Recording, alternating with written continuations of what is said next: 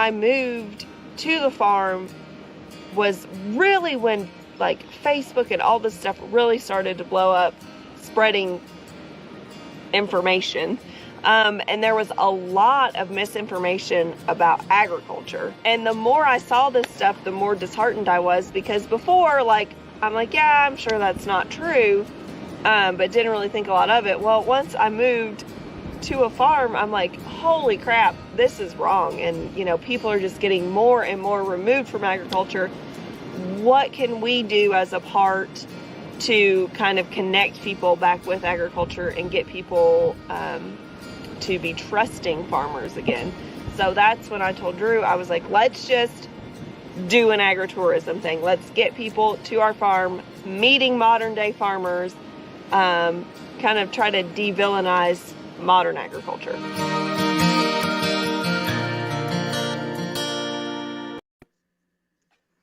Hi. Hello. Good evening. Good evening. How's everybody doing tonight? Tonight is Wednesday. Yes, Wednesday. And it is October 18th. I am yours truly taking over the Farm Life Live tonight with my very special friend Laney. Hello. Who we both got caught in the rain today, so that was pretty friggin' awesome.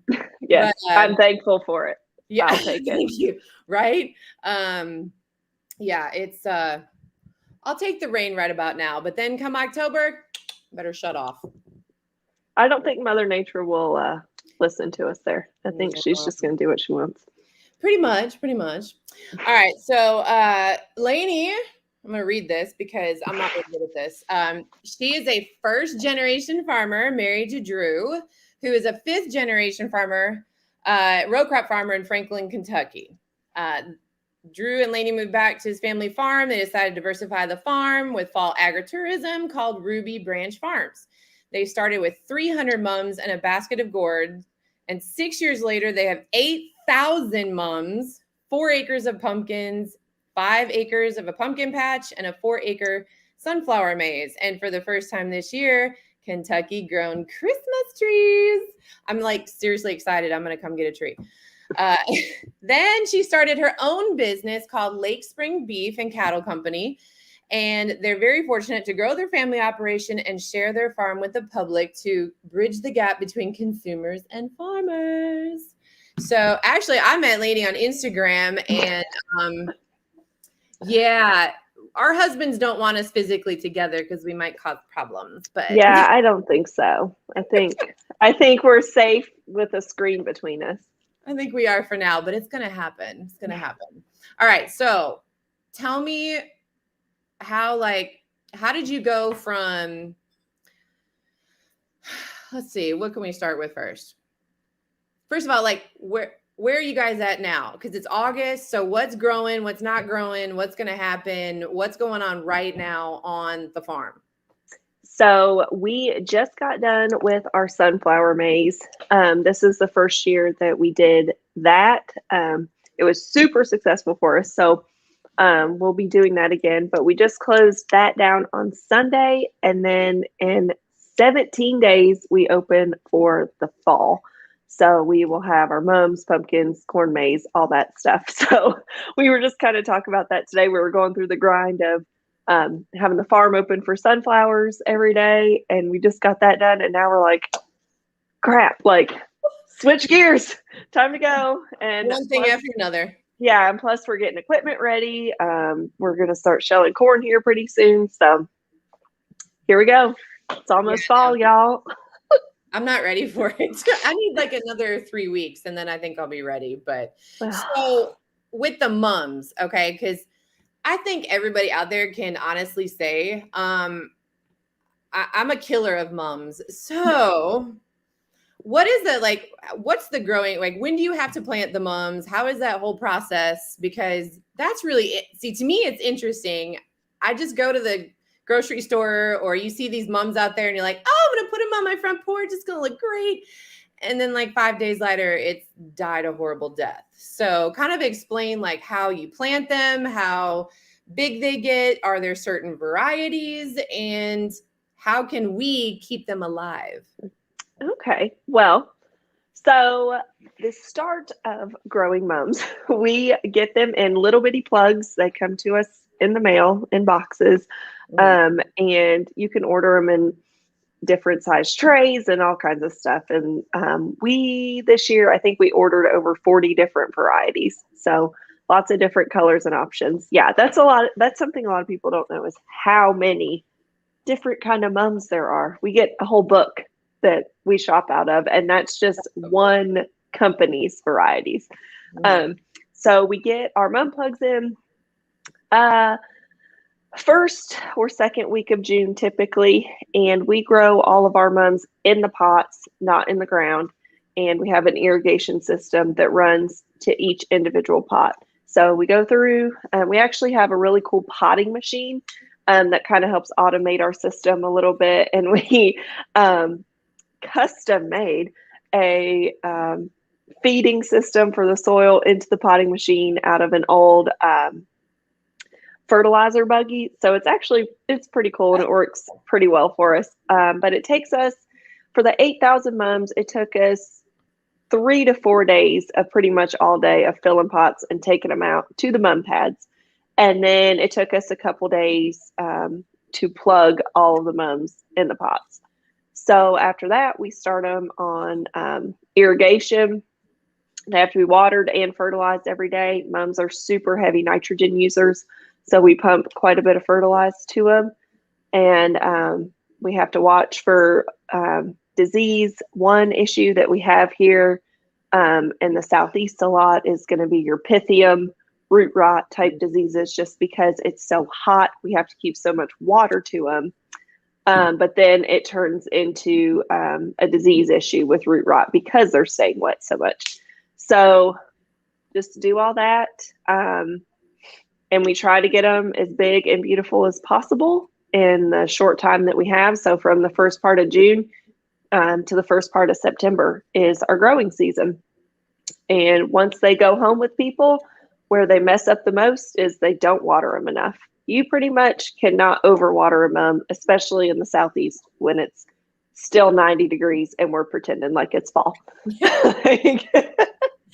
Water those mum babies. Yours are huge. Like, I have never in my life seen like mums that big. I guess when you go to Kroger or you go to the grocery store or, maybe like Lowe's, they're going to have these little bitty ones, but like yours are like huge. I'm like, I have a shirt that says I like big mums and I cannot lie. So we like them big. You're not lying, because the pictures I've seen, I'm like, my God, they're huge. But yeah. See, I get them, I decorate it, and I'm like, oh yeah, they'll be fine. And then that's my problem. I don't water them. So yeah, they need watered every day. And then something else to keep in mind is don't buy them fully bloomed. Buy them with just a couple little blooms on them, because once they are fully bloomed, the blooms only last a couple of weeks. Gotcha. And they only bloom one time. So don't buy them fully bloomed. Don't fall for that. Don't do it. Don't fall for that, people. Yeah. Make sure you know exactly what's going on. That's right. So now the sunflower maze, I know that just ended, and I've actually seen a bunch of farms around my area now are starting to do that for like photo ops and, pictures where people will charge professional photographers a fee to come and, the pictures are great and they're really cute and stuff. And we're actually growing sunflowers in our cover crop fields, but how do you grow a sunflower maze? We just planted them with our, we have an older 4-row planter that we bought some, mechanics, those things that go in the seed box that sunflowers will plant with. And we just planted it like a normal sunflower field would be planted. And then we actually, once they came up, just went through with a push mower and mowed the paths through it. Well, I'm glad we're not the only one that uses a lawnmower to cut a maze. So yeah, that's what we do for our corn maze too. So, but I saw your corn maze though. It looked like it was GPS. So it is. So you did it on a lawnmower, but how? Because Matt's idea of doing ours is he grabs a beer and he just goes. And I'm like, but like our court maze is different. It's with our zombie trail. So, but you guys are doing like a specific, like come through our corn maze. So Yes. how did he do that on a lawnmower? Yeah, so we get a sponsor every year for the corn maze to kind of help offset the cost, because it does cost us quite a bit of money to have it designed, and then the design created to a file that will go on our John Deere monitors and work with the GPS. So we literally pull a monitor out of the tractor and the globe and hook the globe up to the top of the lawnmower. And Drew like created this bracket thing for the front of the mower where he can ride and follow the lines through the maze, and it works amazingly well.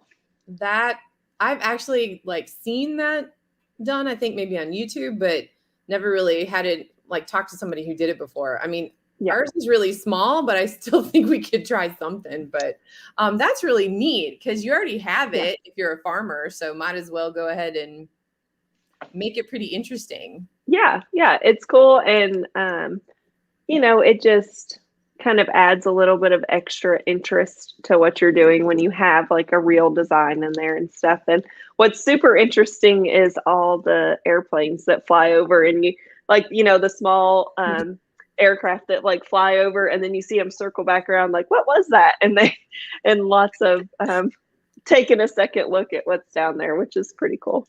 Yeah, I have a friend who they have the third world's largest corn maze in Frankenmuth, Michigan. And guess what?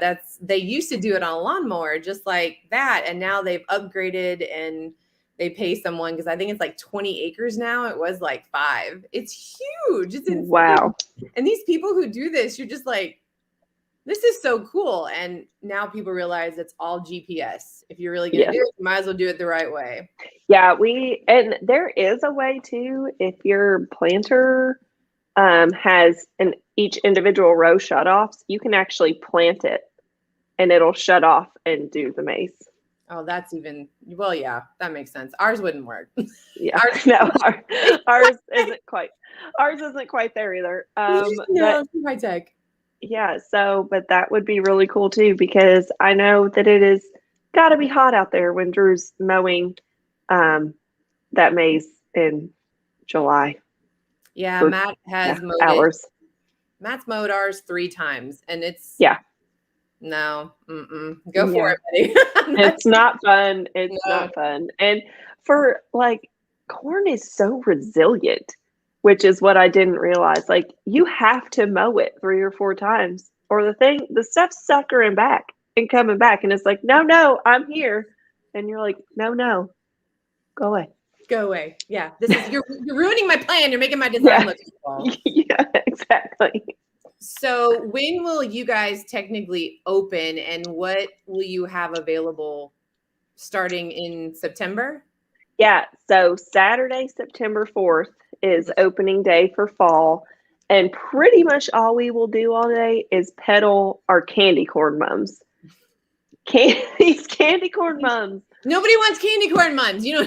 That's exactly what it's called, candy corn mums. Yeah, candy corn mums. You would not believe the hysteria that these dang mums create. They get stolen off of people's front porches. Like, it is insane. I'm not making this up. It is insane. We had 3 people tell us last year that only their candy corn mums got stolen off their porch. I mean, you got to be hardcore to say, I'm going to go steal a mum tonight. Yeah, but only them candy corns, y'all. I only want that candy corn. Corn.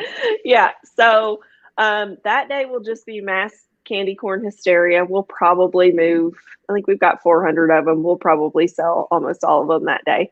Okay, so be up at your house on the 3rd, and I'll work security. I got you, girl. Yeah, people line up in the road 2 hours before we open. It's a whole thing. It is so awesome. It is so crazy, though. I mean, it's great to see, but you're like, oh my gosh. Like I'm just trying to sip coffee, and these ladies are honking like, you opening at 9? And it's like, yes. Let me have my coffee. Okay. Calm down, Ethel. You will get your Yeah, I swear. Go get it. Yeah, so we'll have the mums, pumpkins probably won't be quite ready yet. And the corn maze will be open. We have pansies this year, ornamental kale, and we have ornamental peppers this year for the first time, which are super cool. And I can't wait for people to get their hands on those too. So what are ornamental kale and peppers? What are they?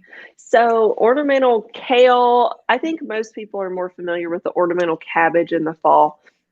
But the kale is super cool because it loves the cold temperatures. And so it's pretty much just a green leafy plant right now. But as it gets colder, it has colors in it that come out. So we have red, pink, and purple ones. So the colder it gets, the more those colors come out in the center of the plant. And they look beautiful pretty much all winter. You can't kill them, especially around here. They almost always live all winter, planted in the ground. Oh, that is interesting because I need something I can't kill. Yeah. Yeah. I tell people all the time, like, we can grow corn, cotton, soybeans, and wheat, but you ask me to grow a garden or some other plants and they're going to die. So ain't nobody got time for that. Yeah. Yeah. But pansies and kale are going to be your go-to. Just stick them in the flower bed and they good to go. And then the ornamental peppers, I'd really never heard anything about it until we went on a fall farm tour last fall. And we were at this Amish farm and he was like, look, if y'all are selling mums, you've got to be raising these ornamental peppers. And I was like, really? Like they were cool looking. And sure enough, like we already sold some during sunflower season because people just couldn't stand it. They loved them so much. See, that's really neat. Now I'm going to have to Google what they look like. Yeah. Yeah. They're super cool. They're just, well, we have a purple that puts on, instead of a traditional pepper, it's a red and purple ball, but the plant itself is purple. Kind of looks like purple basil. And then, yeah, and I know you love purple. And then the other one is a green plant, and it looks like just mini hot peppers, and they're red, orange, and yellow peppers. Oh, that's really cool. They're awesome. I love them so much. You got to have diversity. That's what it is. Yeah, that's right. Keep them coming back. Now, that's right. Correct me if I'm wrong because my brain is fried from all this awesome humidity. And but don't you have like a little like grain bin area where you sell stuff from so people know what to like look like, what it looks like when they roll up? Yes, we do have a grain bin gazebo. That was actually our first 2 years we did the pop-up tent with a table and we're like, we're here. And then we sold out of the grain bin gazebo for a couple years and we outgrew it. So we built a new farm office with a big pavilion off the back of it. And that's what we sell out of now. Oh, y'all are just getting big, big, big. Well, we had to, which is awesome. It's great. Super great. Because you guys are how far from Nashville? We are less than 30 miles from the north side of Nashville. So we pull a lot of like Nashville area and then also like Bowling Green, Kentucky. We have a large population around us, which is a blessing and a curse. But right. And it's because you are so close to Nashville and you are so close to Bowling Green, you're going to get that big city thing. And it's kind of the same thing with us. You live near a city, you're like, it's a blessing and a curse. You know, you like your pocketbook to be full, but at the same time, you're like, oh no, it's the traffic and we're getting bigger. And agritourism is so popular. Last year with COVID, it was popular. And I think this year it's going to be even more popular because, you know, the world has gone mad and crazy and we're all just trying to survive and bring y'all some happiness. So that's right. I think the coolest part though, is that now, okay, so you have the mums, you have the sunflowers, you have the corn maze, you have pumpkins. Now you're selling ornamental kale and peppers. Girl, Christmas trees. Yeah. I'm not raising those though. That ain't me. That's one of my best friends. But yeah. So yeah, I was going to ask where are you getting the trees from? Is this of course people you know, and you know, so you're just kind of going to be like a middleman and hustle. Yeah. Yeah. I'm going to be a tree peddler, I guess. But One of my really good friends, Annalisa, she's always wanted to raise Christmas trees, and um, she was talking to me one day, and I was like, yes, go. Why aren't you planting them now? Go." So that was what I think like 4 years ago, 3 or 4 years ago. I mean, this has been a big commitment for her, and really her trusting me a whole lot more than maybe she should have, that I was still going to have a business to sell trees for. So far, so good. But yeah, so we're going to have Kentucky grown Christmas trees, which is super awesome, because that's kind of one of the things that we try to strive for, is be super local. If we don't raise it here on the farm, pretty much everything we sell was raised in Simpson County, Kentucky, which is pretty cool to me.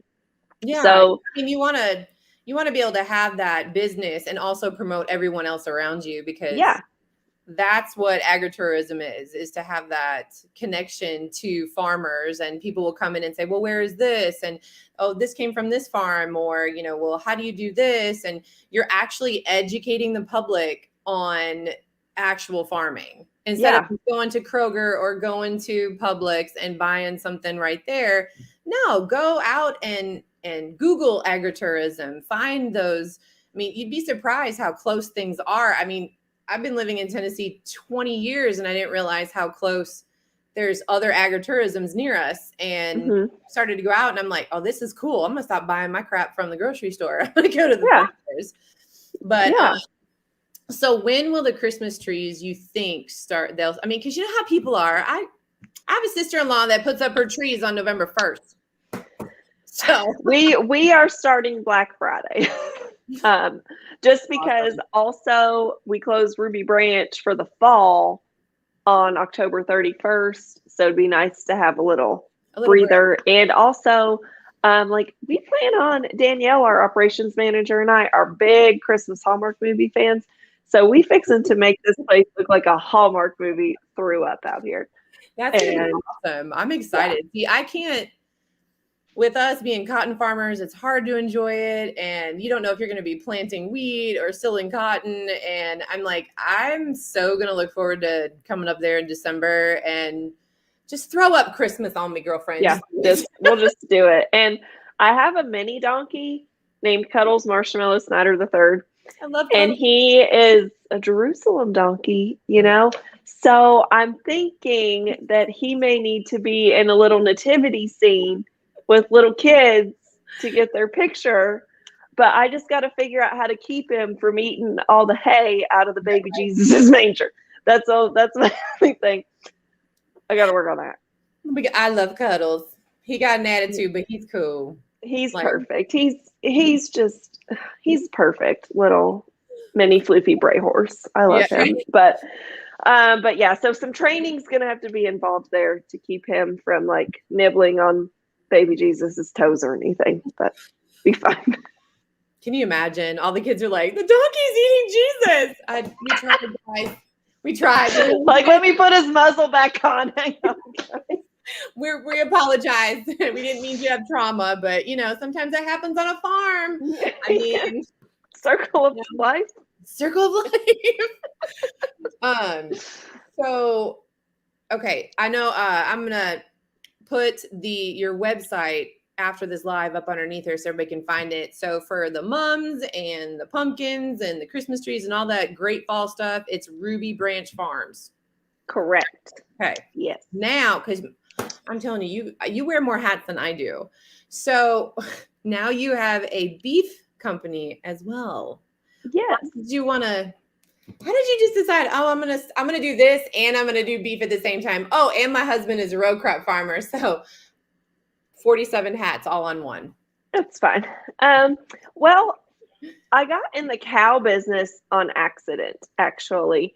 I rodeoed in college and I worked for a stock contractor. And for those of you who aren't familiar, a stock contractor is the person that brings the cattle or the bucking horses or the bulls to the rodeos. And I worked for a stock contractor quite a bit. And this couple years that I was hauling with them, there was this pretty little speckled heifer, and I named her Delilah, and she was great. And she would come up to me and I'd give her scratches and whatever. Well, I'm in college, I'm still screwing off. Don't know what I'm going to do with my life. And I hadn't met my farmer husband yet. And Mr. Rod always said, well, someday when you have a place, I'm going to give you that heifer. And I'm like, okay, whatever. Like, I'll never have a place for a cow. Like, I'll be lucky to have a little lot for my horses somewhere. Well, then I marry a farmer and we move back to the farm. And Rod calls me one day, and we talked quite a bit. And he's asking me how my fencing and stuff's going. I'm like, yeah, I got it done. He's like, well, when are you going to come get your cow? And I was like, oh,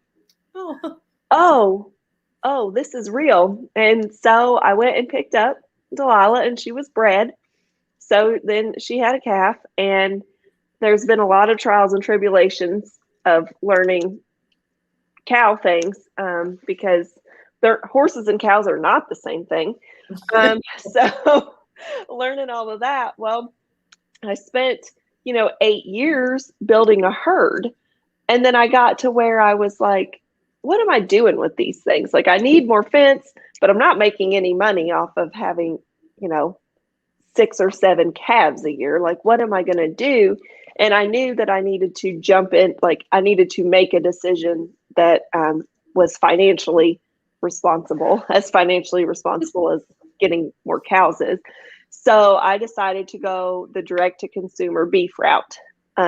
So I actually don't finish any of my own calves. I buy calves from a friend of mine here in the county and finish them out that way and sell meat by the cut here off the farm. And see, that's pretty cool, because now last year when all the COVID hit, you couldn't find a processor for anything. Now we keep 3 steers back just for our family. Mm-hmm. And Matt had called and they said, you better book out the next 2 years. We're like, what? Yes. I said, yes. Yeah, everyone is buying cows and going to the processor instead of going to the grocery store. They're afraid they're not gonna be able to get it. And I'm like, okay, this is great for the beef industry, but how am I supposed to get mine? And yes. So did you have like a big surge in people coming directly to you because of COVID? Well, luckily-ish for me, my first steer ever went to the processor in April of 2020. So I sold an entire steer's worth of beef in 3 hours out of our old milk barn, like was gone. That's crazy. And like you were saying, the whole processor thing went nuts. And I had scheduled my processing appointment, I think in January for April. At that point it was a few months out. It was fairly easy to get into. Well, enter COVID. And in March of 2020, my processor that I had booked burned to the ground. So I'm panicking. I don't have an established relationship with a processor anywhere. It was a whole thing. But I finally got hooked up with one that was 2.5 hours away. So I make a 5-hour round trip to drop steers off to the processor and then to go pick up beef. And that's commitment. So everybody needs to buy from her because she's literally driving 5 hours to drop off the back. Yeah, and they have to be there at 6 a.m. So I leave the house at 2:30 in the morning. Good. I'm not gonna complain about me having to drive like an hour to drop ours off, but I think everybody kind of had, that issue is all these processors were just completely bombarded and some had to close. And, we were taking it to one place, then we would go to another place. And then we go, so by the grace of God, it's another place had said, oh yeah, we can take your steers. And they were building a bigger facility. So I was like, okay, just book us out for the next 10 years. We're good. Yeah. But so now do you still sell at the farm, or are you like a meat truck or a meat wagon? Because I see those everywhere in town now. With us being close to Jackson, they're parked just like food trucks. And I'm like, okay, I don't need beef, but if I did, I would probably go to that. Yeah. No, I'm just selling strictly off the farm right now. That's worked pretty well for us. I think I'm going to start having a little more time here pretty soon. So I'm thinking about going to some farmers markets, maybe like in the Nashville area or something like that.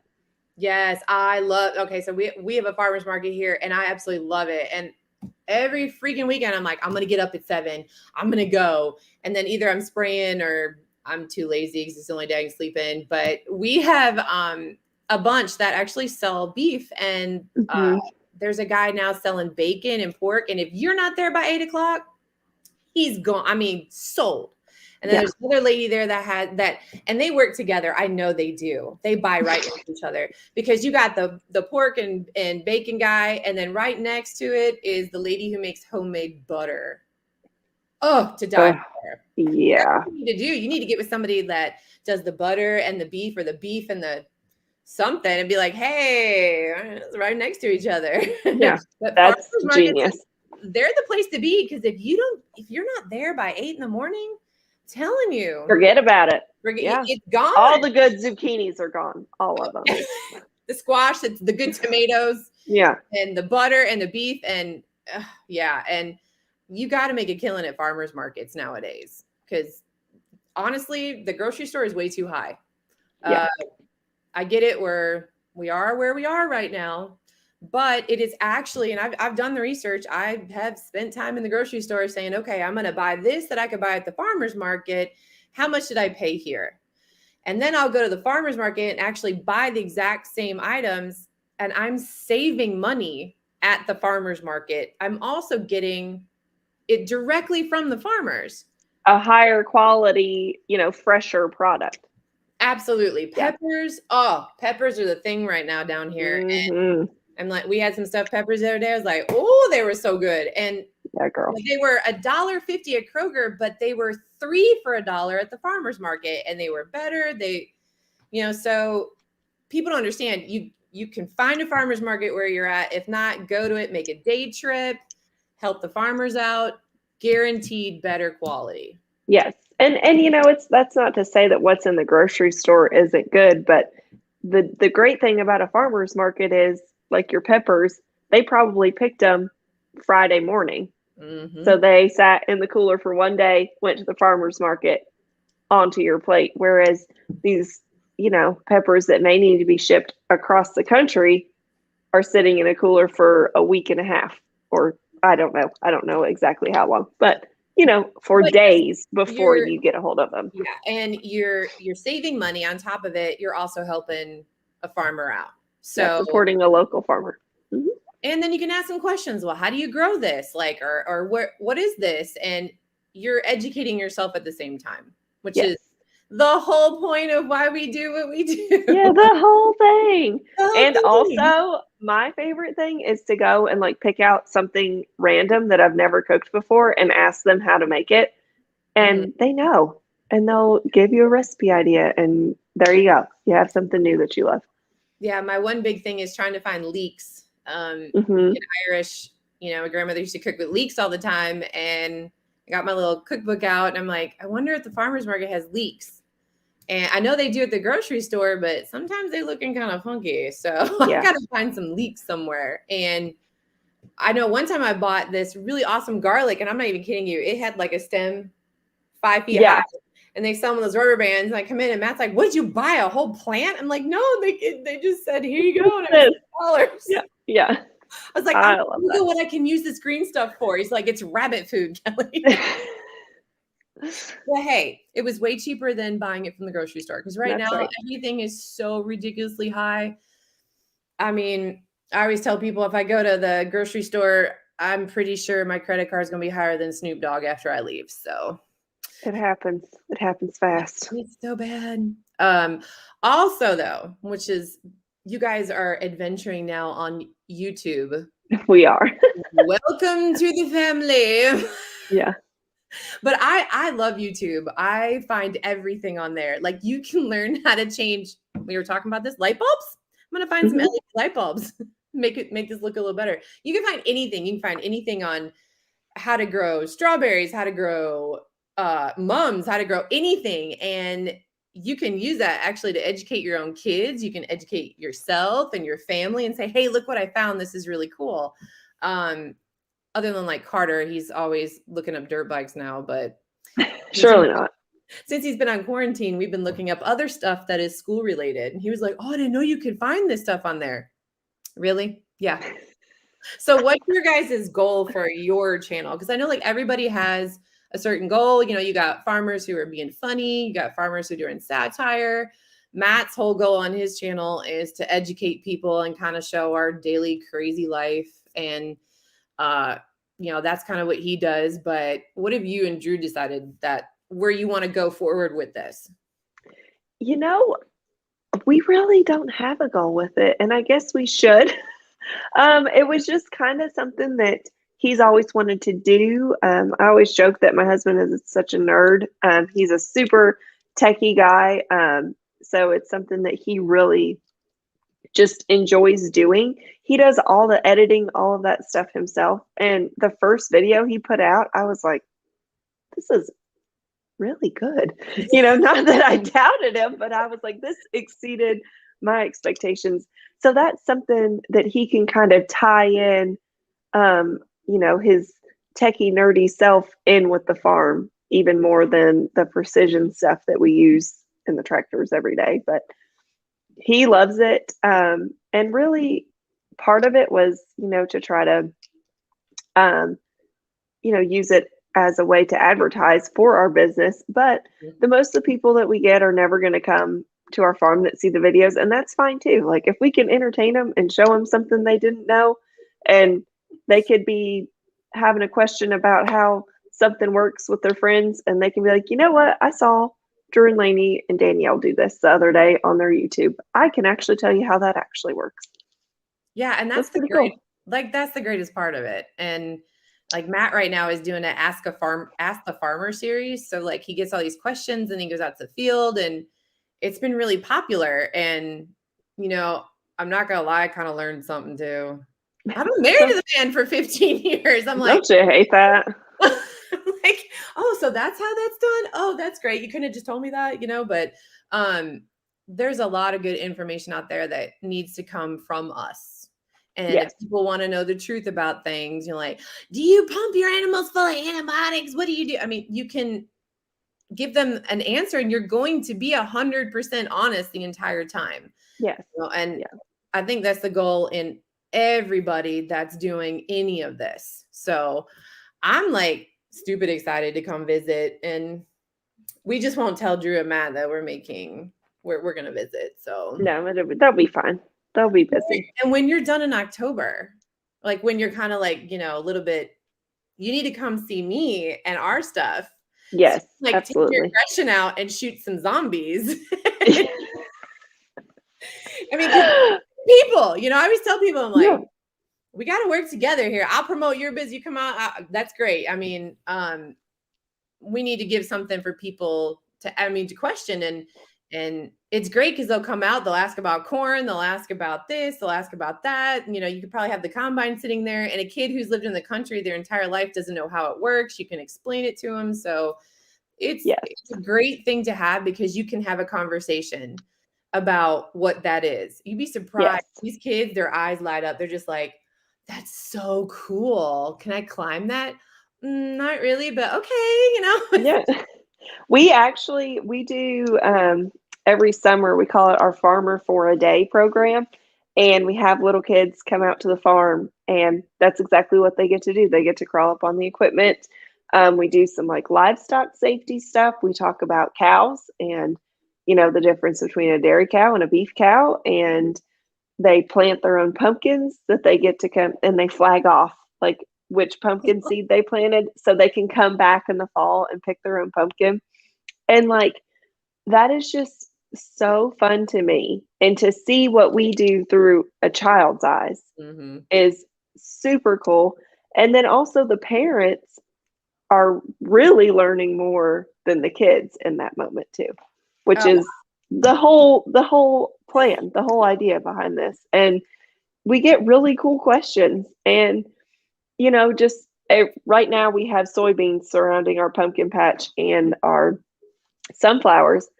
And I can't tell you how many people asked, what is that green stuff growing behind? And like stuff that we're just like, obviously that's soybeans, but they don't know. So that's just the coolest part. And then they're like, well, what is it used for? Let me tell you.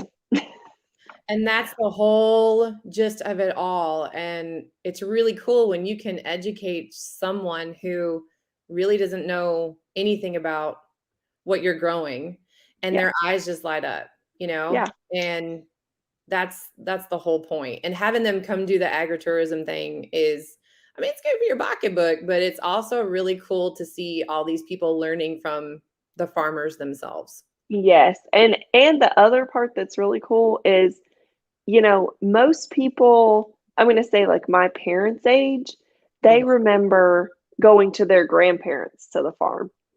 So it's super nostalgic for them. And then they get to tell their kids, like, when I was little, when I was your age, I would go to a farm like this.